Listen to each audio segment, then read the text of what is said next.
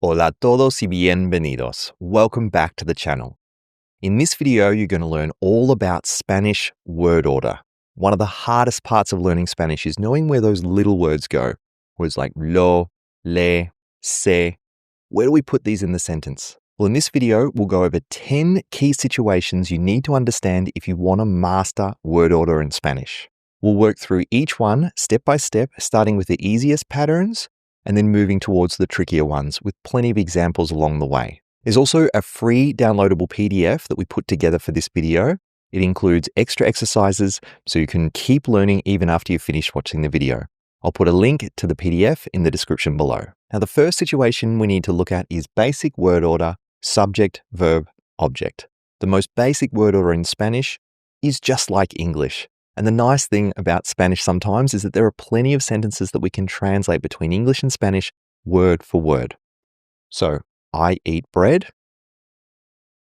Yo como pan. I need your help. Yo necesito tu ayuda. Now, just like English, we can begin with the subject, yo. We can follow that by the verb, como or necesito, and then with the object, pan or tu ayuda. But something really important to keep in mind is that in Spanish, the subject pronoun, yo, is optional. You can include it or you can drop it. So a very natural and normal way to speak in Spanish would be, I eat bread, como pan. I need your help, necesito tu ayuda. Now, what I have seen a few times is that there are some Spanish schools that really emphasize including the pronoun. Students end up drilling it constantly. But when you actually listen to native speakers, you'll notice that they drop the subject pronoun most of the time. They only include it, again, when they want to add emphasis. So if you find it hard to say, como pan or necesito tu ayuda without the yo, then that's something you should definitely practice because for some students, it can be a hard habit to break. Okay, situation number 2, object pronoun placement. Let's talk about pronouns and where we need to put these words in Spanish. This is where word order can start to look a little bit different from English. So if we take object pronouns in Spanish, things like lo, la, los, las, me, te, le, nos, se, etc., when we only have one verb in a sentence, the pronoun comes before the verb. So I have it. This in Spanish would be lo tengo. I see it. This in Spanish would be la veo. Now, in this situation, I've picked a feminine thing. It might be like, can you see the house? You say, yes, I see it. La veo, because house is feminine. I understand you. This in Spanish would be te entiendo. So we have te and entiendo. Note that when we have two E's like this next to each other, one word ends in a letter, the next one starts with that same letter, we sort of say them together. Te entiendo. Then adding to this, we have compound phrases. This is when we take a conjugated verb followed by an infinitive verb. In this case, you have two options. So I want to buy it. This in Spanish could be lo quiero comprar or quiero comprarlo. Now, both of these are correct, and natives often don't have a preference. It's a 50-50. You can go for one or the other. Now, also note that when the lo goes at the end of the verb phrase, we attach the lo to the verb, so it looks like it's written as one word. Comprarlo. Now, you can also insert other words between the verbs, something like, I have to find it. This in Spanish would be, lo tengo que encontrar, or tengo que encontrarlo. So same rule applies here. It doesn't matter if there's a que or an a, or something in between the verbs. We can put the lo at the start or the end. Now, you can also find a situation with two pronouns, like when saying something like, he told it to me. In this situation, the me always comes first and the it comes second, and then the verb. So this in Spanish would be, me lo dijo, me lo dijo. Now, if it was he told it to you, it would be te lo dijo. Now, imagine someone asks, did he tell us the secrets? Nos dijo los secretos. Now, note that when we have the full word here, los secretos, it generally comes after the verb. Now, to respond to this question, you could say something like, yes, he told them to us. In English, we'd probably say he told us. We wouldn't say them, but we're referring to the secrets here. This in Spanish would be, sí, nos los dijo. Sí, nos los dijo. Now here, both pronouns go before the verb. So we have the object first, me, te, le, nos. That always comes before the direct object, the lo or a la or a los or a las. And a quick shortcut hack here would be people come first and then things come second. Now, if we switch to a compound phrase, he is going to tell it to you. Again, we have two possible options in Spanish. Te lo va a decir. And note that when we have an a and a va, they will get pronounced together. Those a's come together, so it will be te lo va a decir. Te lo va a decir. Now we can also put the te lo at the end of the compound phrase. So it would be va a decírtelo, which would be, at speed, va a decírtelo.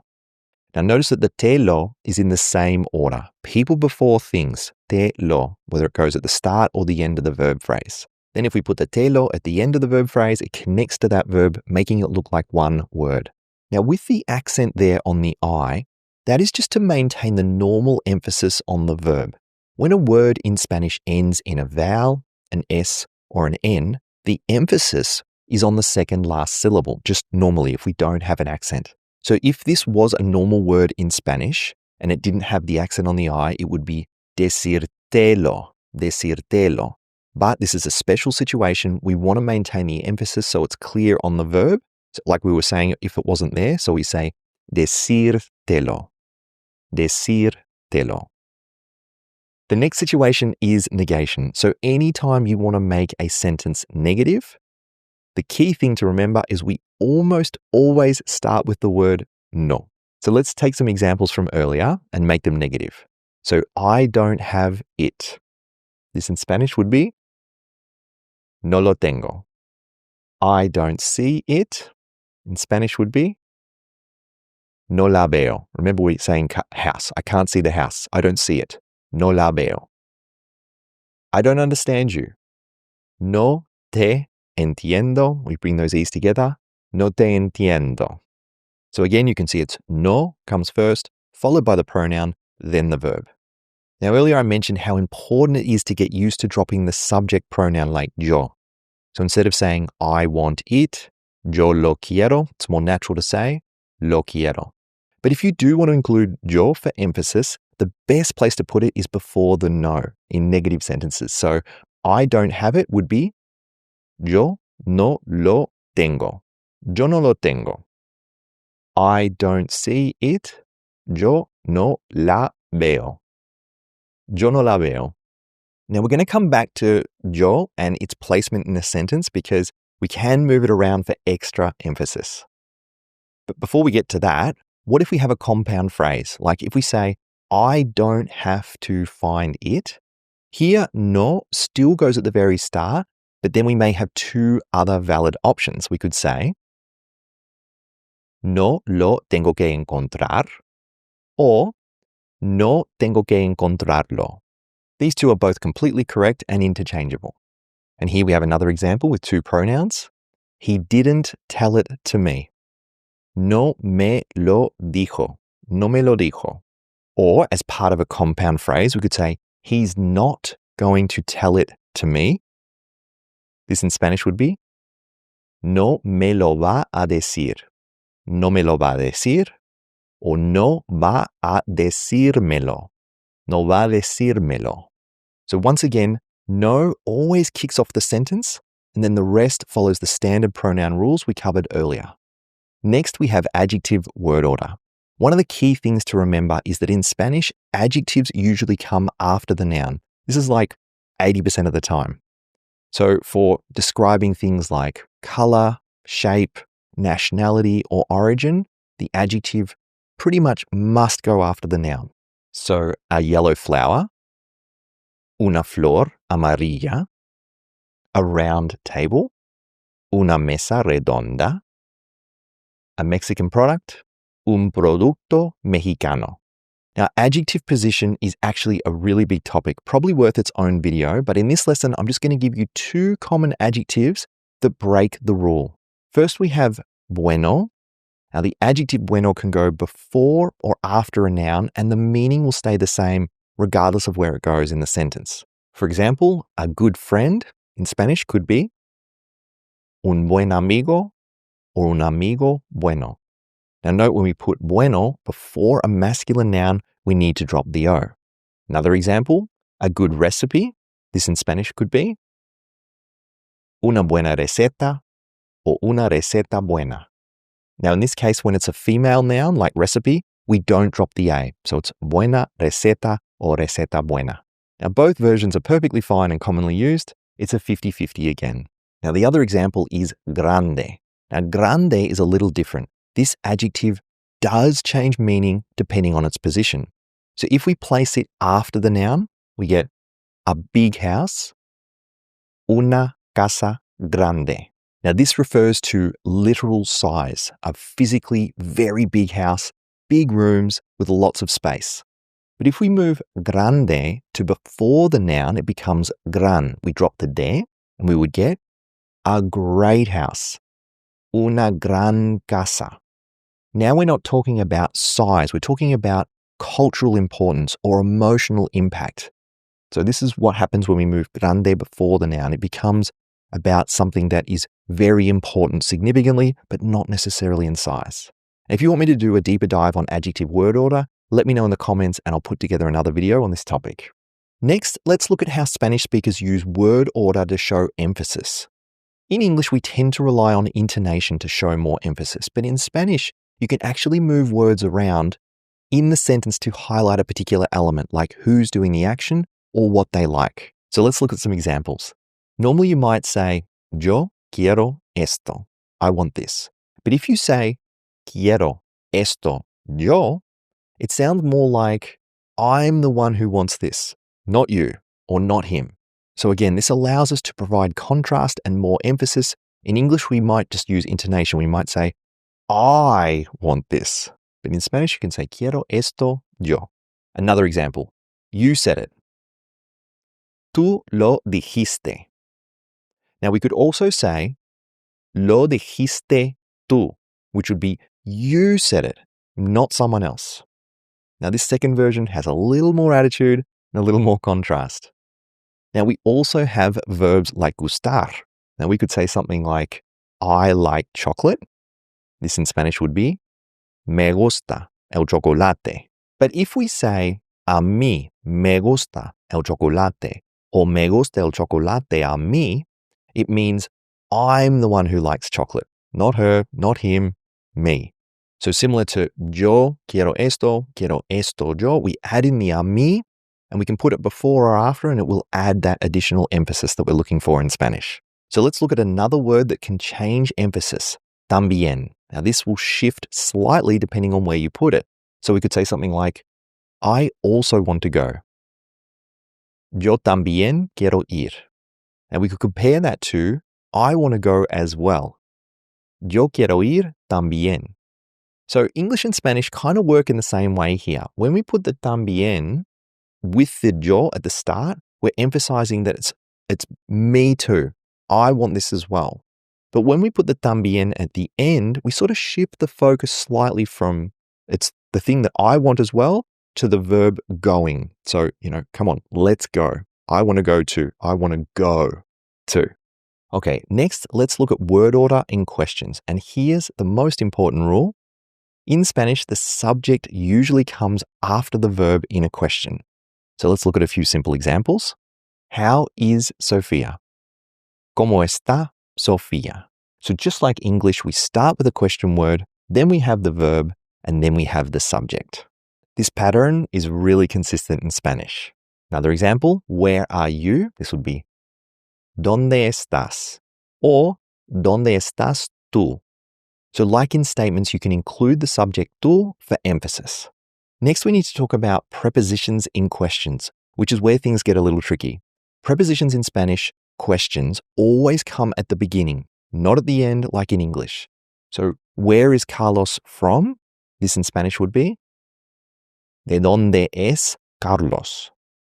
So note that in English, where is he from? In Spanish, de, from, where is he? That's the way you can think about the order. Another example, who are you speaking with? This in Spanish would be ¿Con quién estás hablando? What do you do for a living? Literally, to what do you dedicate yourself? ¿A qué te dedicas? ¿A qué te dedicas? So whenever there's a preposition like de, con, a, para, or por, it goes before the question word or attached to it, depending on the situation.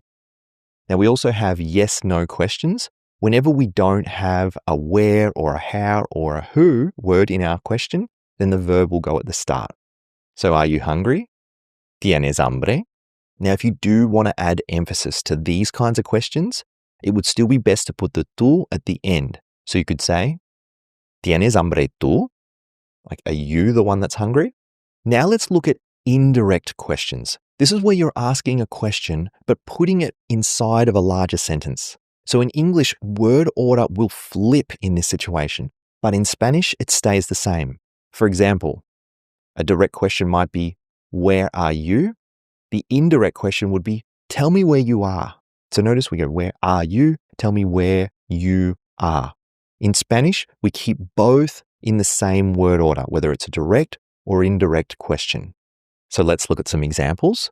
Direct, where are you? ¿Dónde estás? Indirect, tell me where you are. Dime dónde estás. Or, dime dónde estás tú. Next example, I want to know where he is. Quiero saber dónde está, o quiero saber dónde está él. Another example, how is Sophia?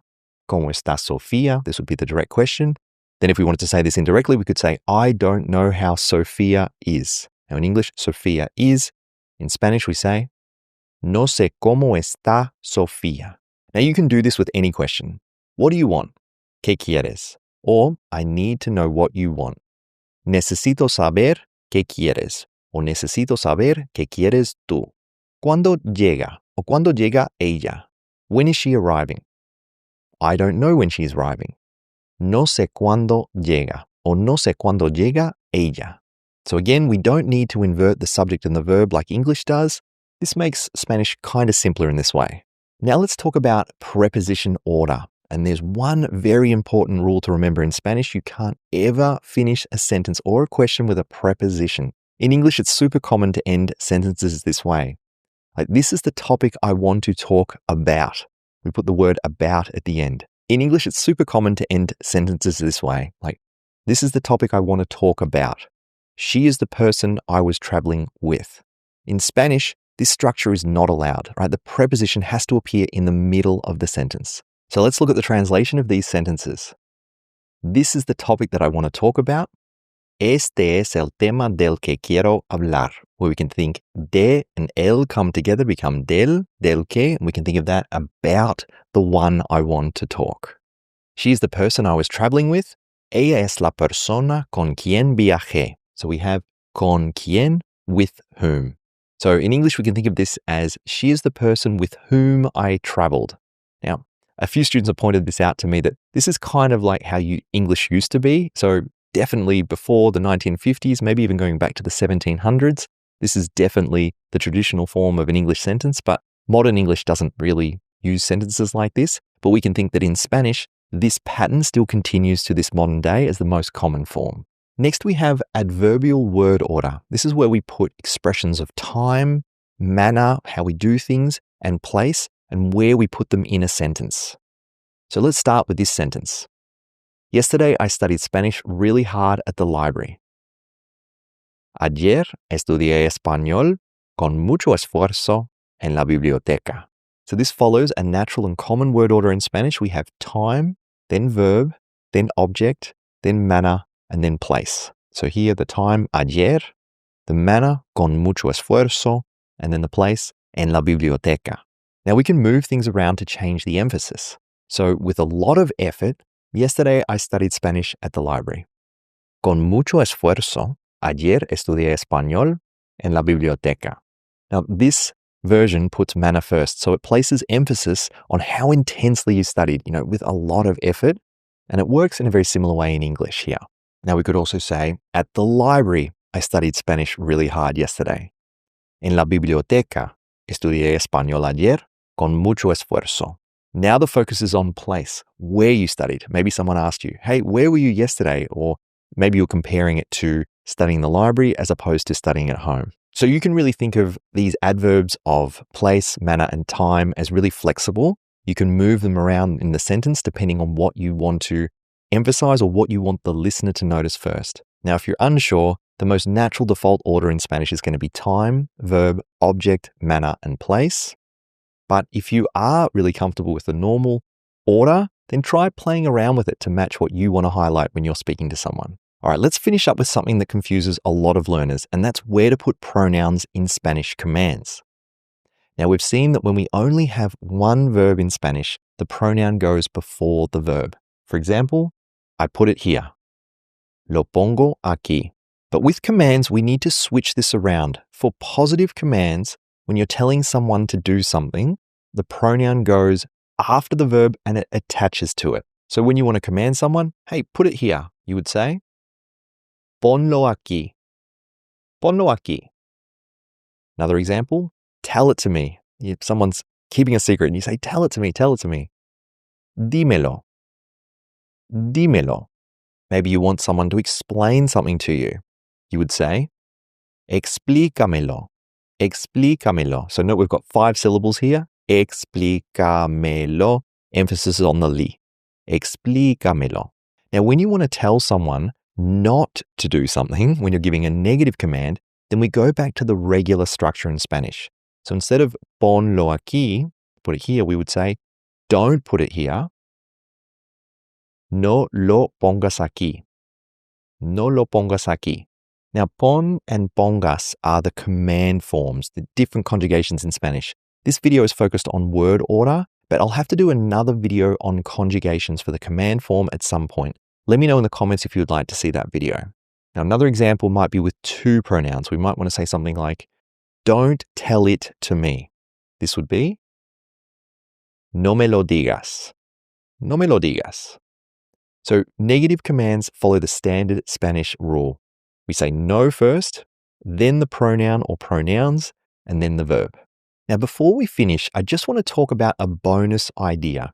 So far, we've looked at word order problems that natives will get right all of the time. But there are a couple of situations where natives might say an ambiguous sentence without really meaning to. And there are articles on the Spanish Language Authority website like La Real Academia Española, the Royal Spanish Academy. And I also have this book that I've talked about on the channel before. This is Las 500 dudas más frecuentes del español, the 500 most common questions in Spanish about the language. And this book is really for dealing with tricky or unusual vocabulary or grammar or spelling rules. And so for the record, I don't recommend this book to Spanish students, but every now and then I will take a quick look to see if there is something that is relevant to a topic that I'm teaching. And there was a really interesting example for today's lesson. So if we say, I ran into your friend entering the doctor's office, this would be in Spanish, me encontré con tu amigo entrando al médico. Now the problem works the same way in English. Who is entering the doctor's office? Is it me or is it the friend? Now, what we can do in English and Spanish, we can change the sentence order around to emphasize, who is doing what to make it clearer. So we could say, going to the doctor, I ran into your friend. Entrando al médico, me encontré con tu amigo. Now, this clears up that I'm going to the doctor. It was me that was entering the doctor and I bumped into the friend. So we make that part of the sentence clear by putting it first. Now, we could also say, I ran into your friend when I went to the doctor. Me encontré con tu amigo al entrar al médico. So here we use the phrase al entrar to imply that this is what I was doing. I was entering the doctor's office. Now, we could also say, I ran into your friend who was going to the doctor's office. We could say, me encontré con tu amigo que entraba al médico. Now, this makes it clear that it was the friend that was entering the doctor's office. Okay, so that ends this video on mastering Spanish word order. I'll leave a link to the free downloadable PDF in the description below, so you can use that as a study reference for this video. Now, if you enjoyed this video, please do me a favor and give it a like and share it with someone you think would get value from this lesson. Now, if you have any questions about today's topic or there is something else you would like me to cover, please let me know in the comments section below. Okay, until next time, hasta pronto.